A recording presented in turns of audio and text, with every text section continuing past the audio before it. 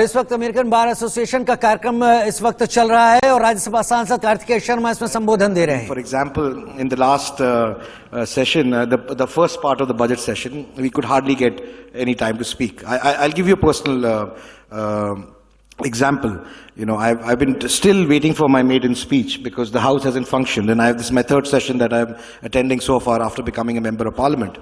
And I was finding, and I am an independent. So I'm not subscribing to any political party, which makes it even tougher for me to get my voice heard in the parliament. So, and I think we have to do something about it ourselves. I agree with all my colleagues.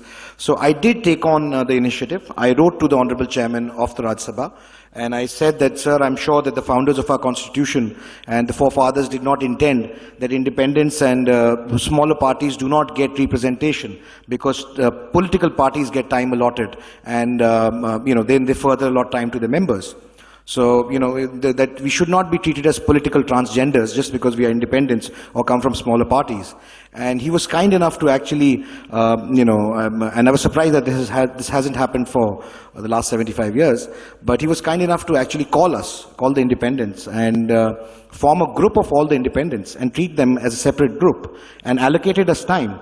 So, I mean, yes, we did not get our voice heard, but we made efforts to ensure that our voice was heard. I ended up raising about 16 questions in the last 8 days that the parliament functioned. So, we all have to do our bit. I don't come from a political party. I don't hold a brief for any one of them. But you have to call a spade a spade. If there's good work being done by the government, you should call it and say, yes, good work is being done. And that's exactly the point we were trying to make earlier in our conversation. So yes, I think we have to make efforts at a personal level. Also, we have to continue working. The whole idea of lawmakers being more informed, be able to take more informed decisions. I'll give you another example. My senior colleague spoke about the data protection bill. I happen to be on the Communications and IT committee. And this matter was deliberated and discussed at length. Now, these are complicated issues. Now, this is an issue which we are at the same cusp as the rest of the world. There isn't any difference between what's happening globally in the West or any other parts of the world. So we've got to learn from each other. We need to have the exposure, the know-how, the ability to understand, because these are disciplines that affect multitude of people in multiple manifestations. It's not just one aspect of thing. There are more than 5 to 6 different ministries that get impacted from it, and it affects and touches an individual in more than one way.